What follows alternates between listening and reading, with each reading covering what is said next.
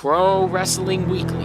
For over 20 years, the revolutionary force in sports entertainment radio talk.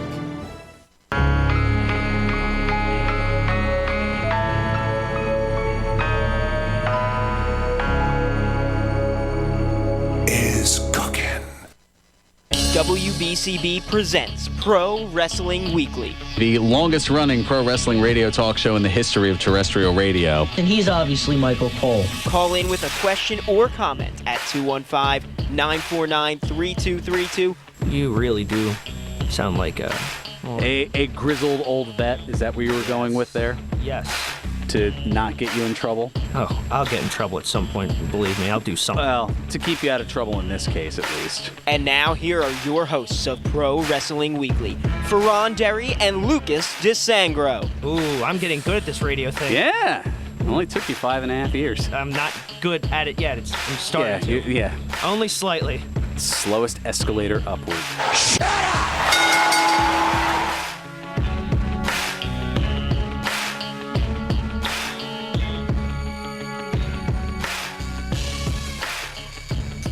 There's the sound of the bell, and we are set to go. This is Pro Wrestling Weekly here on 1490 WBCB and online at WBCB1490.com. Fearon Derry here with you, flying solo today. Alone for the holidays, I suppose. No, Twitch is actually in Vineland, New Jersey for CPW. That's where he is scheduled to wrestle today. So he is... not going to be here. I'm going to see if I can try to maybe get him to chime in via the telephone, but we'll find out. We'll see as things go along here. Should be a goodie, to say the least here, but plenty to still get into, including TLC, the fallout from that, including a rather interesting return, to say the least. And that, well, not that he was gone very long, but Daniel Bryan with meet the new look, same as the old look. Or the real old look, at least. Yeah, we'll get into that in a little bit. Also, the Wednesday Night Wars Week 12. We'll talk a little bit about that. Also, a press release from AEW regarding ticket sales, and a pretty notable accomplishment considering how young they are in the mix here. Also, a name that's no longer with Impact, but quickly landing right back on that individual's feet. Also, well... there will be a little bit of WWE involvement on New Year's Eve, courtesy of Fox, in an unlikely source. We'll get into that coming up. Also, possible in-ring return from somebody who I know I wouldn't have expected it. Also, some contract news, and, that contract news leading to something not so great potentially for a team that's been trying to be on the move. And an interesting... outspoken point from Corey Graves. We'll get into that a little bit. Plus some Bluebird talk as a couple of noted names leaving Twitter. All that and a whole bunch more here. So let's get right on into it. Where to start? Well, we'll get into those Wednesday Night Wars, kind of clear those out here, and then we'll get into the TLC results as we talked a little bit about it here.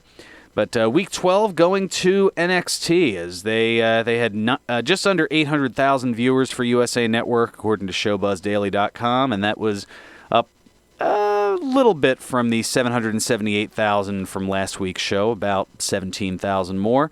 AEW finishing the night with 683,000, a decisive win for NXT, a little over 100,000 differential there. NXT also...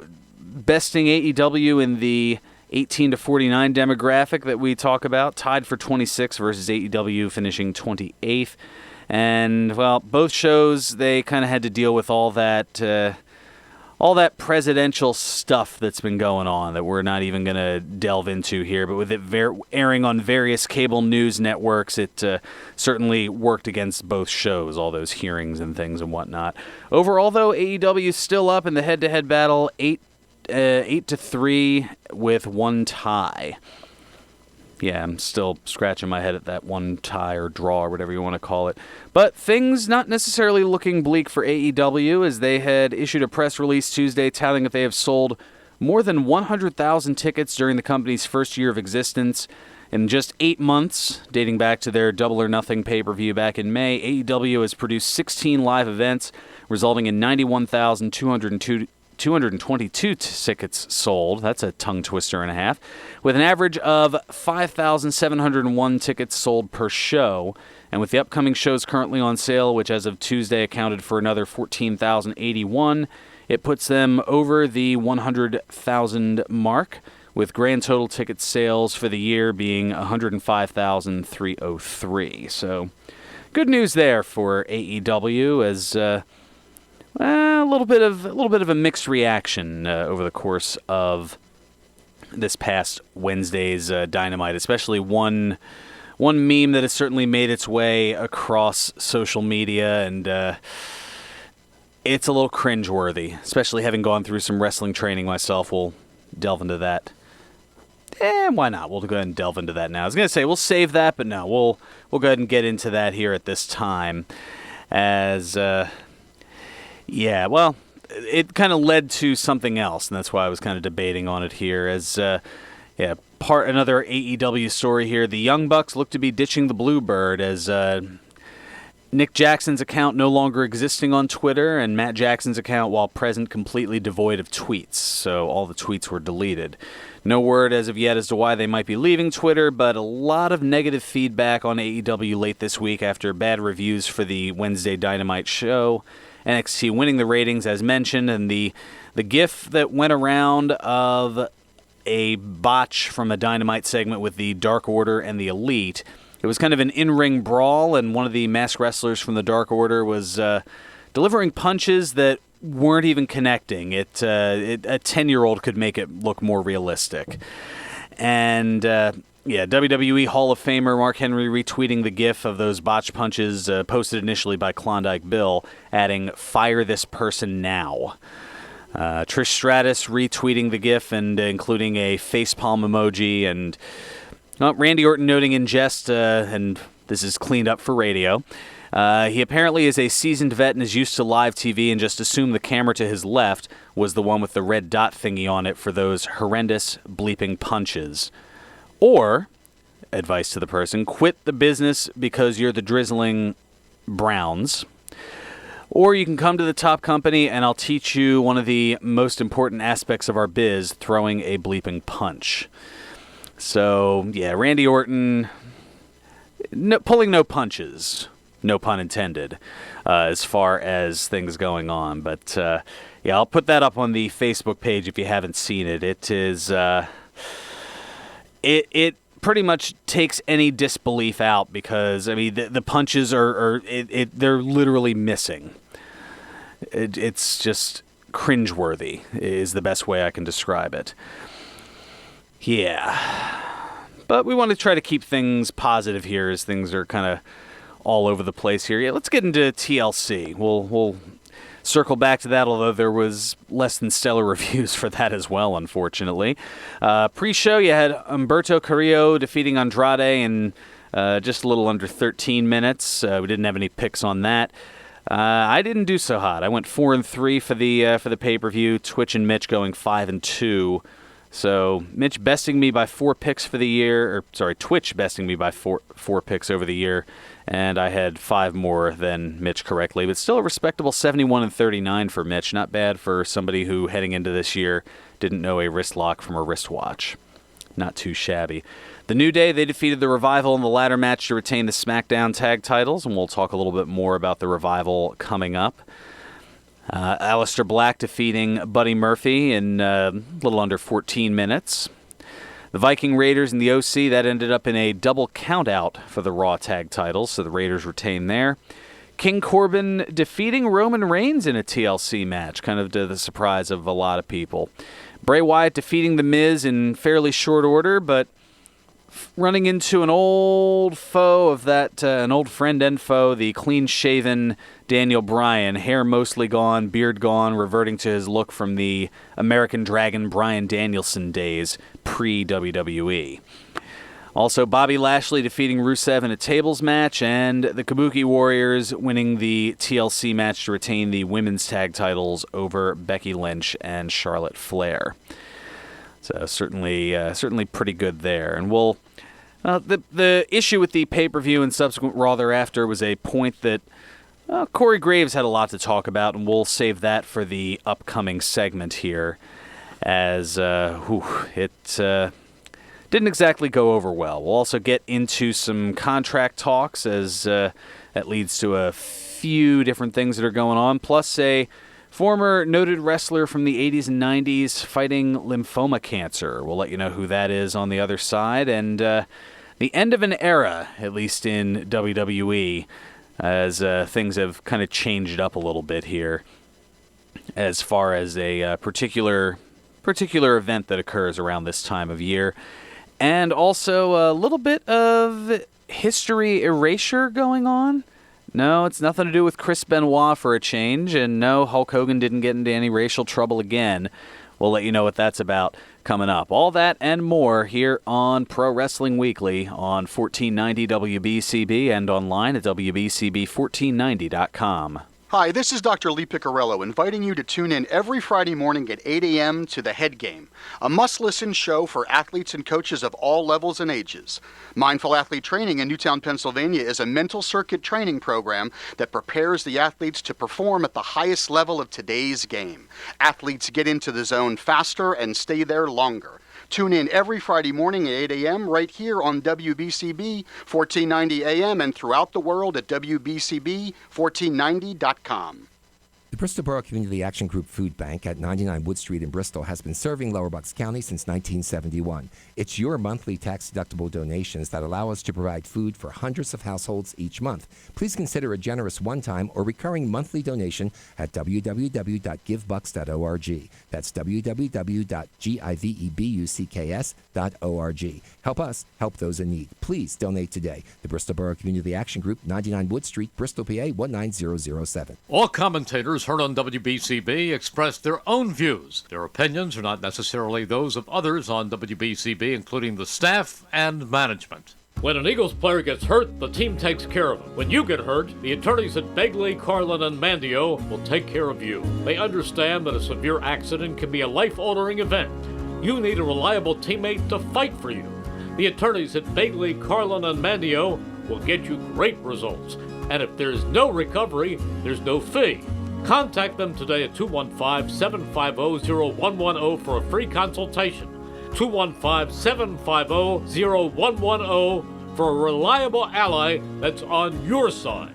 More people are online every day to check and pay their bills. Now you can have your BCWSA utility bill delivered electronically. Enrollment couldn't be easier. Just go to bcwsa.net or call 800-222-2068. With e-billing, you have control to see your bills when you want, set reminders for each new bill, and best of all, the service is free. Sign up for e-billing at bcwsa.net. Your partner for a safer environment, BCWSA.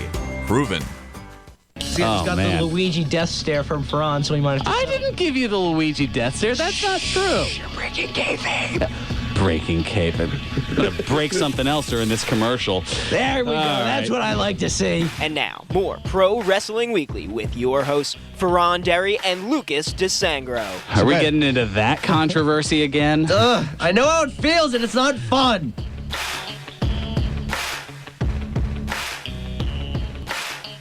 Welcome back to Pro Wrestling Weekly here on 1490 WBCB and online at WBCB1490.com. Fearon Derry here with you, flying solo today as Twitch is down in Vineland, New Jersey for CPW today. So I guess I had a fairly early call time, so not able to join us here, and, well, we'll see. I'm still waiting to hear back from him about... possibly at least making a verbal appearance, if nothing else. I told him that his fans are all asking for him. We'll see how that goes. So, yeah, remember it was about a year ago at this time. I think it was the McMahons and Triple H. They came out to Monday Night Raw. It was Vince and Stephanie and Shane, and they talked a little bit about some different things going on as far as how things were supposed to change a little bit. Something along those lines. Well, here, let me refresh your memory for those. It was back on the 17th of December, Raw 2018, so just over a year ago. We're out here tonight because we haven't been doing a very good job for you lately. We haven't been doing the one thing that my father has always taught us to do, and that's listen to our audience. We've let middle managers air their petty grievances. We've been suffocating our superstars, and all of that is going to change, and it starts tonight. We're off to a fresh start. The days of absentee management are over. As of now, the four of us will be taking back Monday Night Raw. And that goes for SmackDown Live as well, because the four of us are personally responsible to ensuring that all of you have the best possible experience that there is. We're going to empower our superstars and empower all of you. And more importantly, we're going to give you what you want.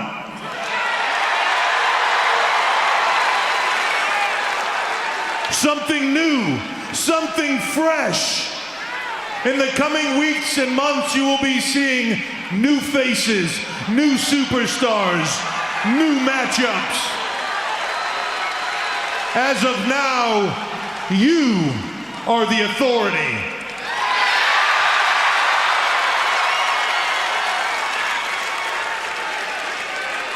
And as long as we give you less of what you don't want and more of what you do, WWE will always be then, now, and forever.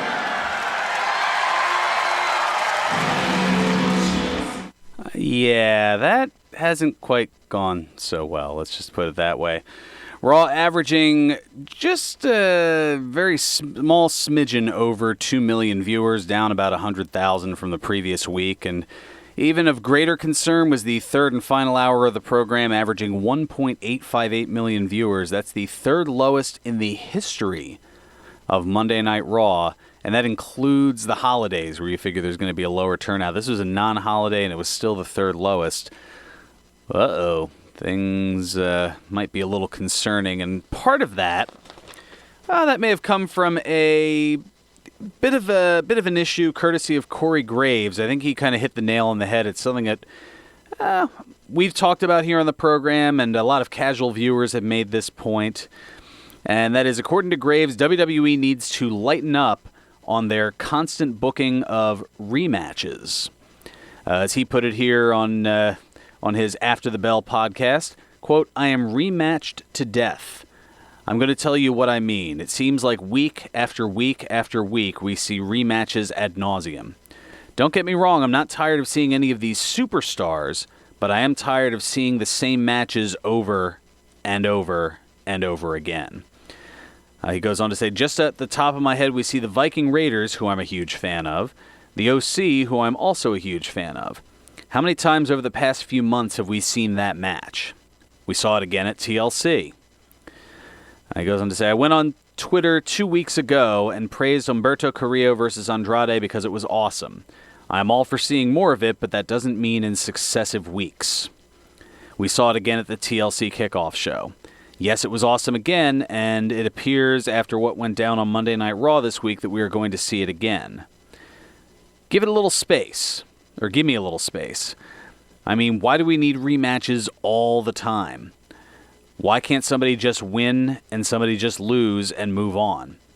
We have got a lot of talent on all of our rosters." This being Corey Graves on his After the Bell podcast. "We have so many superstars waiting to shine, and sometimes that can happen with different opponents. We got rid of the automatic title rematches last year sometime, I get that. But you don't necessarily need to headline 2 pay-per-views with the same matchup, but why doesn't that apply to the rest of the roster? That's not just something that happens on Monday Night Raw, on SmackDown." He gives another example. He says, "I am a huge fan of New Day and of the Revival. They put on awesome matches all the time. Luckily, at the TLC pay-per-view, they added a new wrinkle in that the ladder match was a tag title match, which gave it a different element and a different look, but I don't want to see it again next week. And he said, I want to see the Revival, I want to see the New Day, I want to see the OC, and I want to see the Viking Raiders, but I don't want to see them against the same opponents that they had last week, or the week before that, or the month before that. It's gotten to the point where a lot of these matches, even these pay-per-views, start to feel like placeholders. There's nothing must-see. Granted, maybe I am old school, he says, and I wholeheartedly agree because I'm also very old school. Maybe I have that mentality because when I grew up, there was an issue, at least, from pay-per-view to pay-per-view, and then generally the pay-per-view would mark a pivot point. And that... he's echoing a lot of what I have to say here, or have had to say in the past, and I guess part of the difference is, back in those times, you had fewer pivot points in a calendar year. You only had 4, maybe 5 pivot points of Royal Rumble, WrestleMania, in the mid-90s, King of the Ring, SummerSlam, Survivor Series. Those were your pivot points. You only had those few directions. Now, with so many pay-per-views, you've got more pivots and change of directions than on the entire sphere of Epcot Center in Disney. Yeah, I've still got Disney on the brain.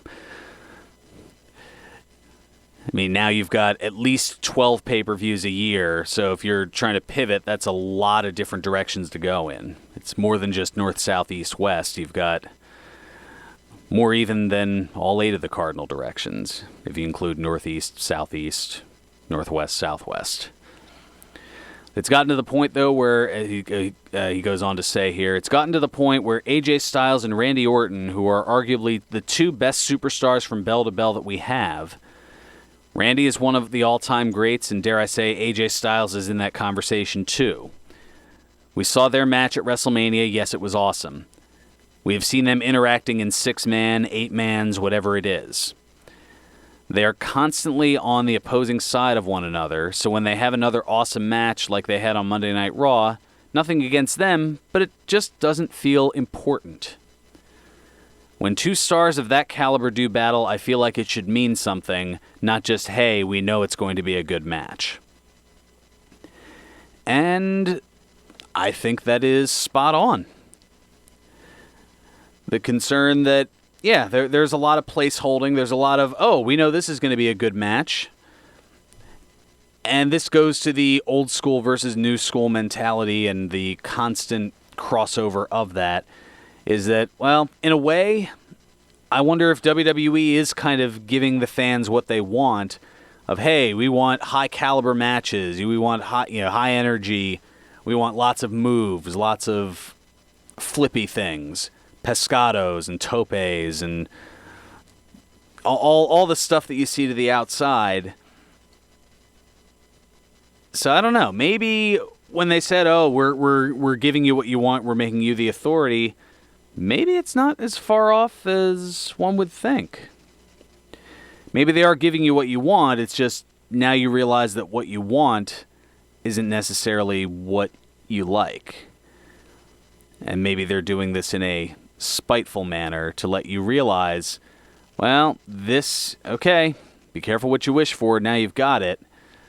And that there's both aspects to it. Yes, moves are great, but the meaning behind them is important as well. And that passion, that drive, that emotional roller coaster, if that is missing, then yeah, you've just got a bunch of people doing moves. Generic wrestler A, generic wrestler B.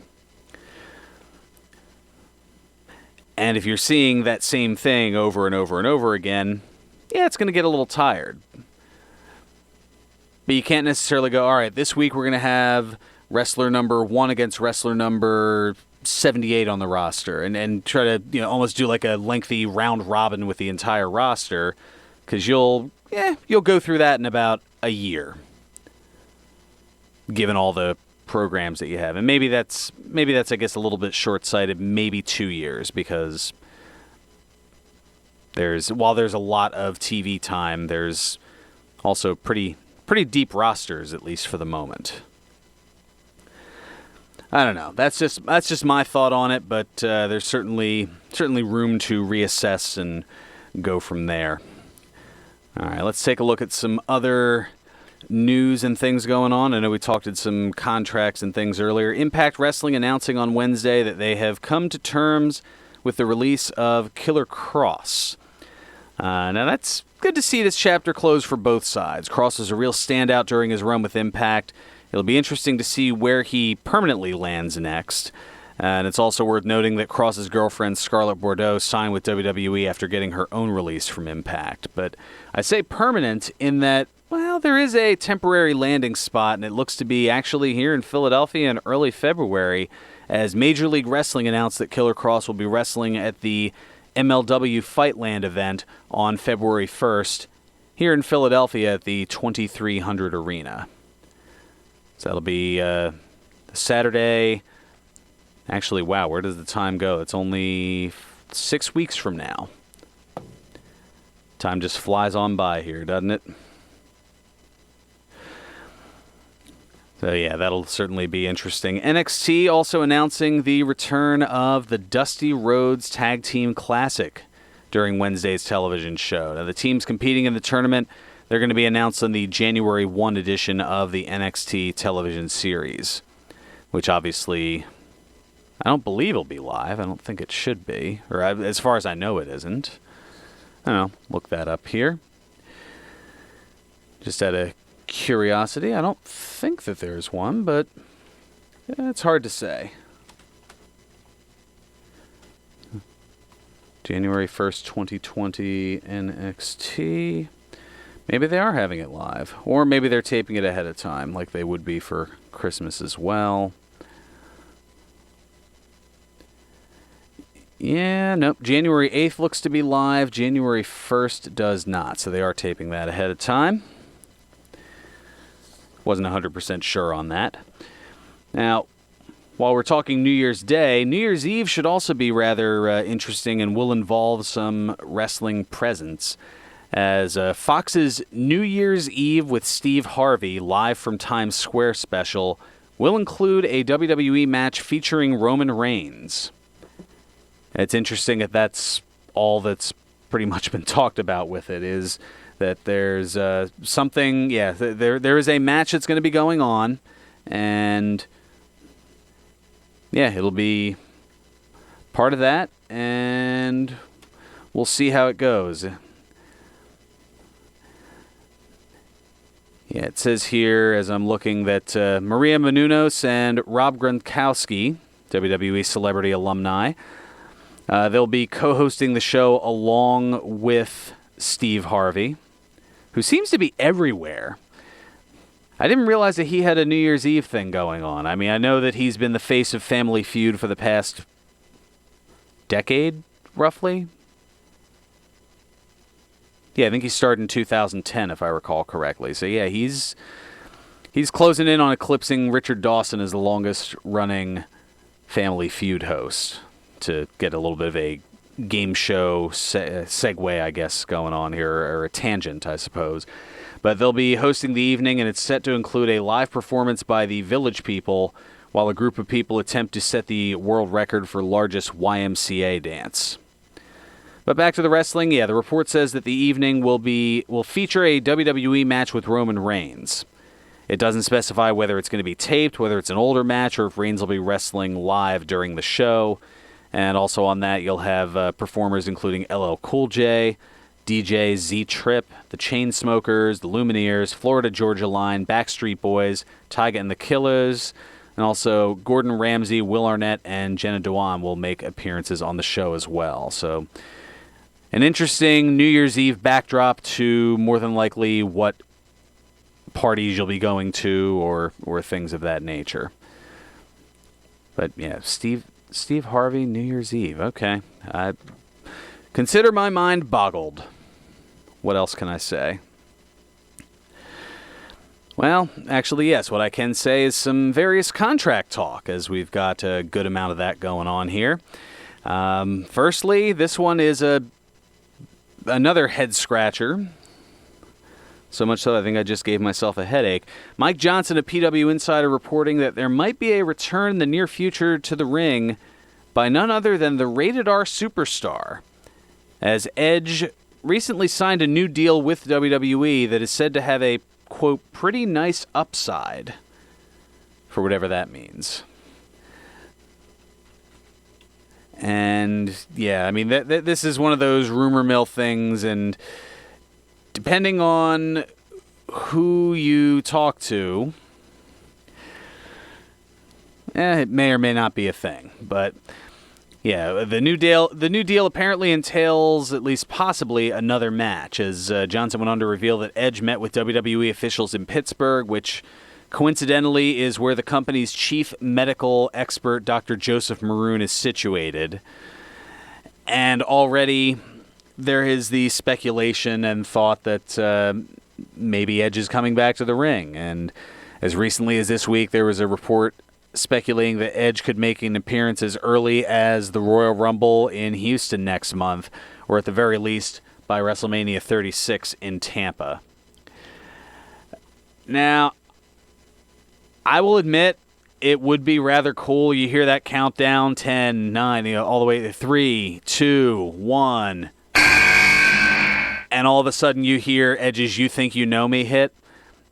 I could imagine that Houston crowd going bonkers, ballistic, and other words that I definitely can't use here on the radio if Edge's music hit.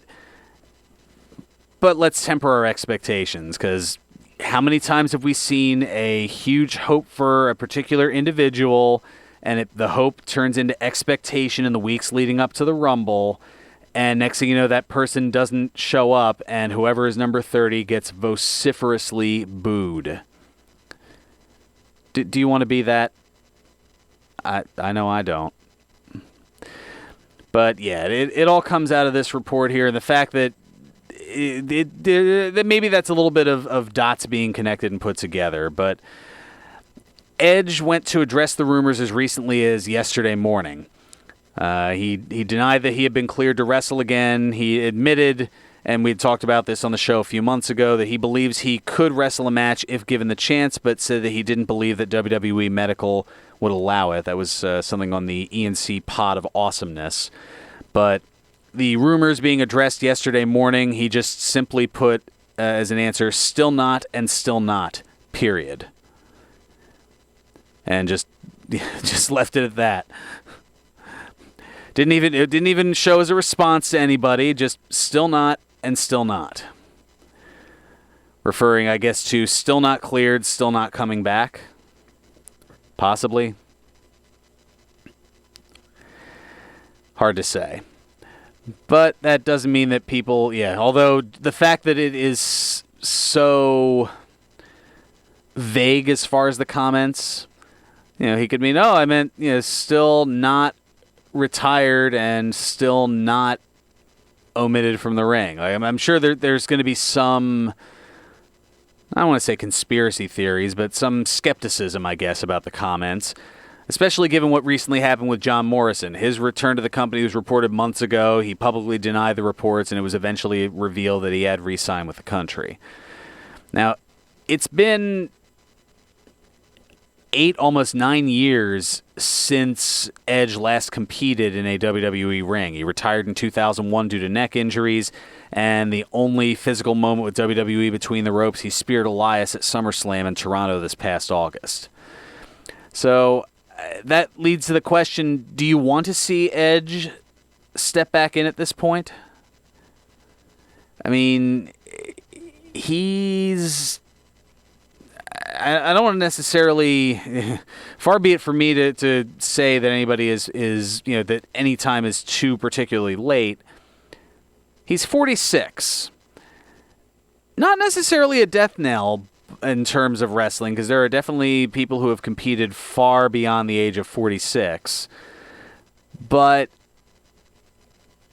I don't know, 46 with that neck injury.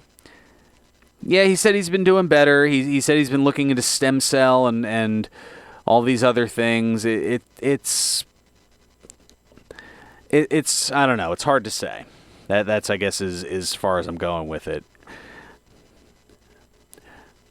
Okay, and I just see we got so looks like Lucas is driving to the event, so he is unable to chime in physically here. But oh well, I'm sure we'll hear back from him. Hopefully next week. He shouldn't be booked for anything. At least I would certainly hope not.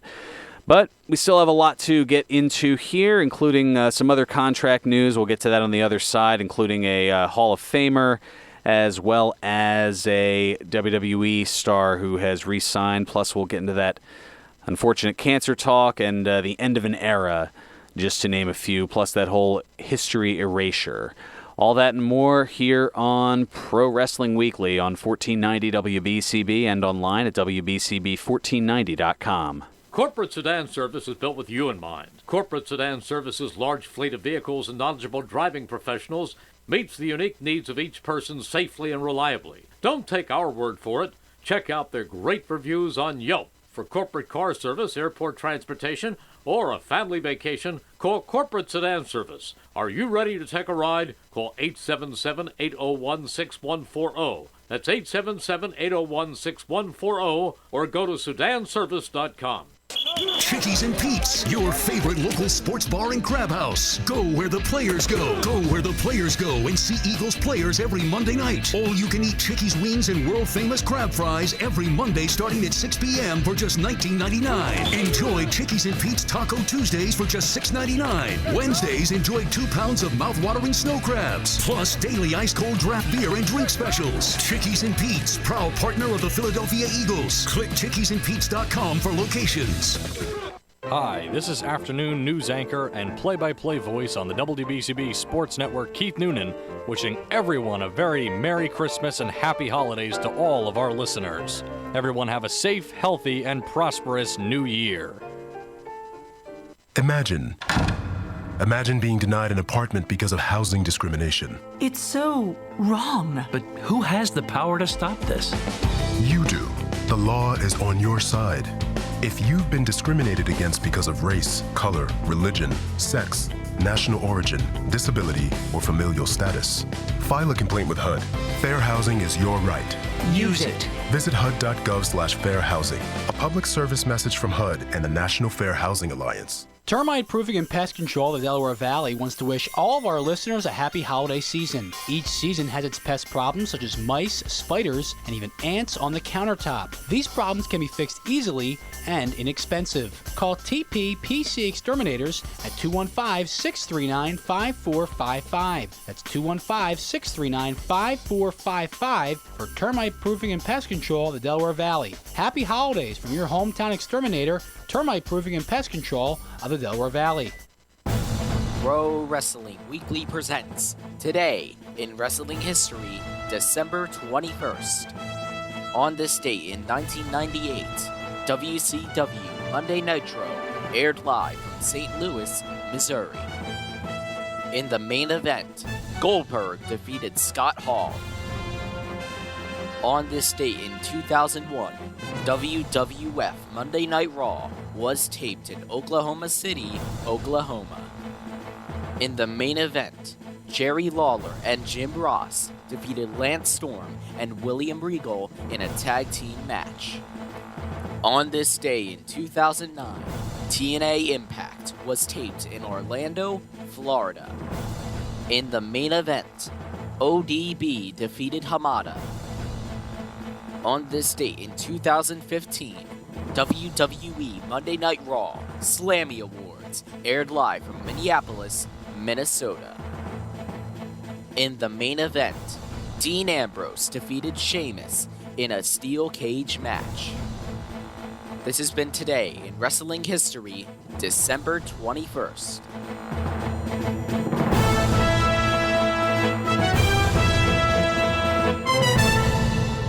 Welcome back to Pro Wrestling Weekly here on 1490 WBCB and online at WBCB1490.com.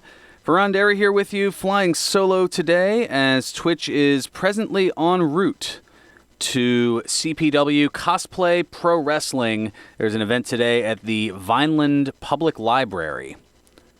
So how's that going to work? How will they be able to be quiet and make loud noise with wrestling at the same time? Maybe it's just outside. Oh, wow. If it is outside, I do not envy Twitch wrestling in the cold. But nonetheless, that is going on today from 2 until 3:30 this afternoon. That's the Vineland Public Library, 1058 East Landis Avenue in Vineland, New Jersey. And they do some fun stuff. I got the chance to check them out not too long ago at the Geek Fest. That would explain why. It says here, the library will be open from 2 to 3:30 p.m. for this program only. All regular services will be unavailable. So that's why. Okay, fair enough. But yes, it says, what do you get when you blend together a Super NES, your Crunchyroll queue, and a pinch or two of what The Rock is cooking? The answer is Cosplay Pro Wrestling, which features some of your favorite anime and video game characters battling it out in the ring. Yeah, I have seen firsthand, I know that Waluigi wrestled in a match, for example.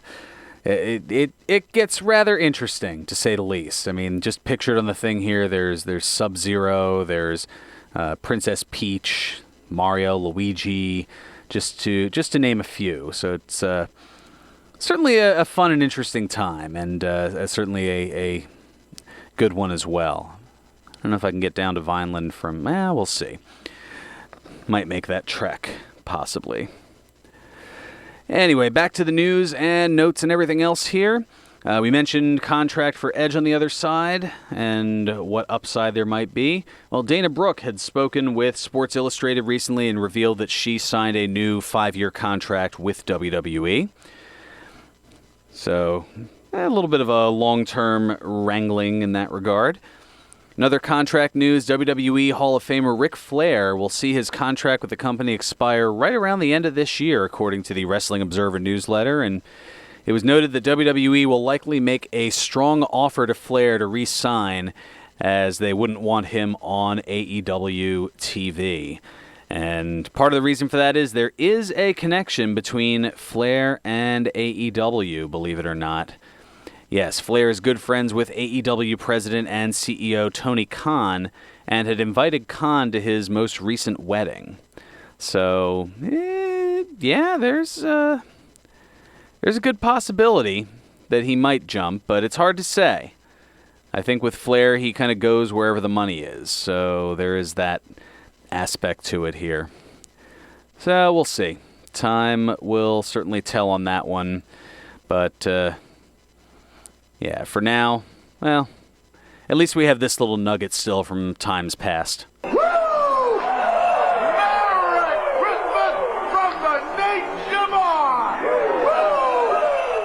I only have from now until Wednesday to use that, so gotta pull it in wherever I can here. Try to get a couple of laughs. Now, somebody else who looks to be getting some laughs unintentionally is the Revival, as according to the Wrestling Observer's Dave Meltzer, he's saying that they're about to become a comedy tag team despite their recent tag title ventures here. They looks like they were kind of going in the comedic route. We remember earlier this year the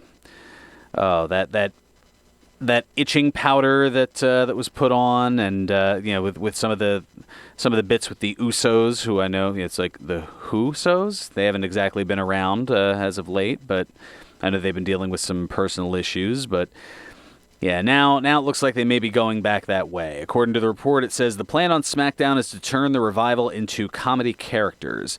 The deal where Wilder tripped and fell during the ring entrance was supposed to be the start of it, and it notes that the Revival only has a few months left on their contract and haven't agreed to a new deal after attempting to get a release months ago. So this looks to be a little bit of WWE going, all right, you want out of your contract, you don't want to come back, we're going to make you look as foolish as possible on your way out.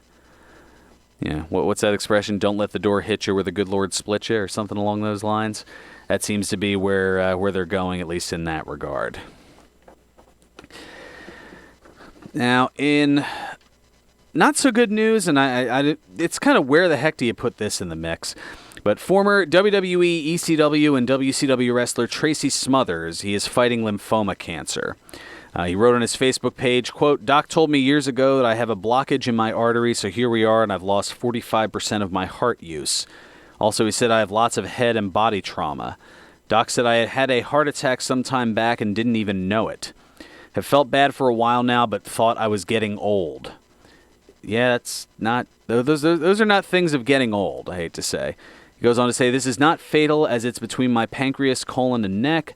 A big thank you to all of you, but I look at it as getting a tune-up, overhaul, tires rotated, oil change, etc. all in one. Well, I guess if you can't replace the car, it's about as close as you're going to get to it. But no, humor aside, I mean, all the best to Tracy Smothers, who's been, I mean, nothing but good things that I've heard around the wrestling circuits, having talked with a lot of people who worked with him. I mean, Blue Meanie and ECW, just to name one. Nothing but good things to say. So that's, we can only hope that things turn around here for the health of Tracy Smothers going forward. Two other tidbits here. Firstly, WWE announcing that this Tuesday on WWE Backstage that Renee Young, Booker T, and Christian will present the WWE Year-End Awards. Now, two things jump out at me from that statement. Firstly, when exactly and why did they get rid of the Slammy Awards? I know that was one of my favorites. Heck, I have a replica Slammy Award. But I guess it's kind of been out of sight, out of mind, as the last time that they did it was 2015. So I guess, I don't know. I just realized it now because they have the year-end awards that they haven't... Has it really been that long? My goodness. Oh, well. I mean, at least there's the NXT year-end awards, which have been very similar to the Slammy Awards, and I guess they've kind of picked up where things left off because they've had those since 2015. So yeah, that I guess that picks up the slack, but I don't know, the Slammy, it rings true, at least for me. But secondly, now this is the other part to it here. I mean, talk about kind of burying the award ceremony here. Who in the blue hell do they expect to be watching? Remember, this Tuesday is Christmas Eve at 11 p.m. Eastern. I'm pretty sure that a lot of kids have to be in bed so that Santa Claus can do his Santa Claus thing.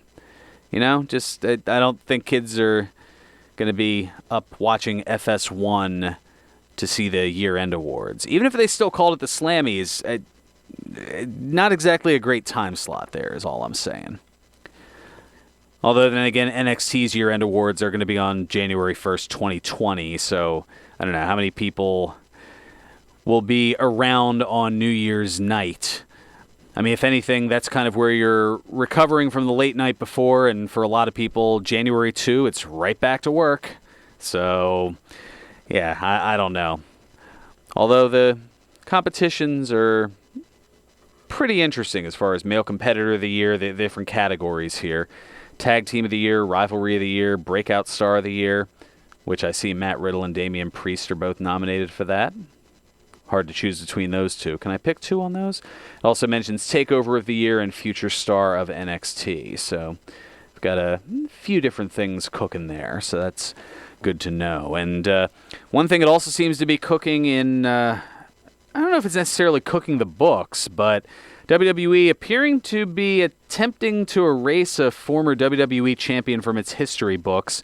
And as mentioned earlier, no, it's not Chris Benoit. He's long since been erased after the whole thing from 2005, the whole or 2007 rather. That's right. Guerrero and Benoit, they kind of mix around in my head a little bit. But that whole, we know, pretty sure we know what happened there.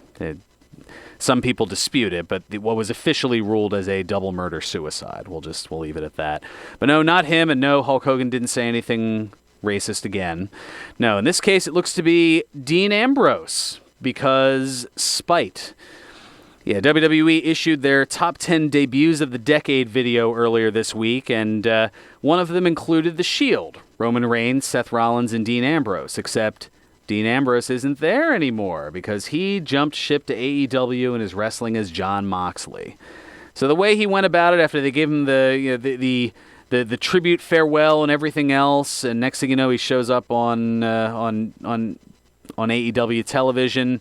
Yeah, they went to edit the video from back in 2012, editing Michael Cole's commentary, omitting Ambrose's name as being mentioned when the Shield debuted. That's rather petty, to say the least. I don't know why they didn't just go full bore and just digitally blur out his face. Like, I mean, if you're going to go that far, I mean, just spiteful. That's, I guess, the best way I can put it. Just petty and spiteful. Shame. Where's the shame bell when I need it? I don't know. We're going to go to something that's a lot less shameful. It's, in fact, a shameless plug, as it always is each week, and it's known as... Birthday! Ted, always on point. The hell with these kids. On this date, we got 5 plus 4 Brucey bonuses, and boy, there's some goodies. That's why I'm giving a little extra time. On this date in 1961, Del Wilkes was born, the former 2-time WCW Tag Team Champion, best known as the Patriot, turns 58 today. He had that, eagle and red, white, and blue mask, and had the feud with Bret Hart in '97 when Bret was going with that anti-USA pro-world campaign, Bret Hart being Canadian. Yeah, it was a goodie. Patriot didn't last too long in the WWF, though. He was released in early '98. On this date in 1969, Mauro Domenico Ranallo was born, the play-by-play announcer for mixed martial arts, boxing, kickboxing, among others, and NXT lead commentator. Nicknamed the bipolar rock and roller, he turns 50 today. Yeah, he was diagnosed at 19 with the age of 19 with bipolar disorder, and has been a huge advocate for it, and has been, about knowledge and he's a good dude. He's I don't know what else to... I could sing his praises for the rest of the time and then some. On this date in 1982, Edwin Carlos Colon was born, the former 3-time WWE Tag Team Champion, currently on the SmackDown roster, but currently under suspension at the moment for violating the WWE wellness policy. You better know him as Primo. He turns 37 today. He's not old. On this date in 1985, Christopher Gerard was born, the 205 Live, former 205 Live, and current NXT competitor known as Oni Lorcan, turns 34 today. And finally, on this date in 1991, Nikola Bogeyevich, easy for me to say, exactly, was born. That's why they go with a much simpler name. The current WWE Raw superstar known as Otis of the tag team Heavy Machinery turns 28 today. Now to the Brucey bonuses, things outside the world of wrestling, and this goes into a few different areas, I guess. Firstly, on this date in 1935, Philip John Donahue was born. Phil Donahue? Yeah, the media personality, talk show host known for his 29-year-long daytime talk show Donahue, turns 84 today. Wow. Yeah. His wife is Marlo Thomas. Oh, that's right, Marlo Thomas. Okay. I think I'd read that somewhere in doing the research. It just didn't immediately come to headached mind. On this date in 1937, Jane Seymour Fonda was born. Exactly. Academy Award-winning actress for movies including Clute, Coming Home, and also nominated for Julia and the China Syndrome, among others, plus known for her workout videos in the 80s and 90s. Yeah, she turns 82 today. Darn sure doesn't look it. No, never has. She's been fighting Father Time and leaving him down for the count. On this date in 1948, Samuel Leroy Jackson was born, the critically acclaimed actor known for movies including Pulp Fiction, Jackie Brown, Shaft, the latest Star Wars movies. He played Nick Fury in the Marvel Universe movies, and most notably, Snakes on a Plane. Yes. No. No, I've had it with the... No, I can't say that. Anyway, among many others, he turned 71 today, Samuel L. Jackson. Yeah, pause for what... He's noted for those 2 words that can't be said on radio. And on this date in 1957, Raymond Albert Romano was born. The comedian and actor best known for his Emmy Award-winning sitcom Everybody Loves Raymond turned 62 today. Raymond? Wow, 62. Well, I guess that makes sense. I mean, he was in his 40s when that was during the... 1996 or 7 it went on the air. Yeah, and that was 20-some-odd years ago. Okay, I guess that makes sense. Anyway, Teddy Faw's up next. He's got the country roads. I'll be back next week with more stuff, as Chuck Barris used to say. Merry Christmas to all, and to all a good show. Play us out, Nutsy. 1 1 o'clock in Old Wales. Serving you better than ever before. This is 1490 W.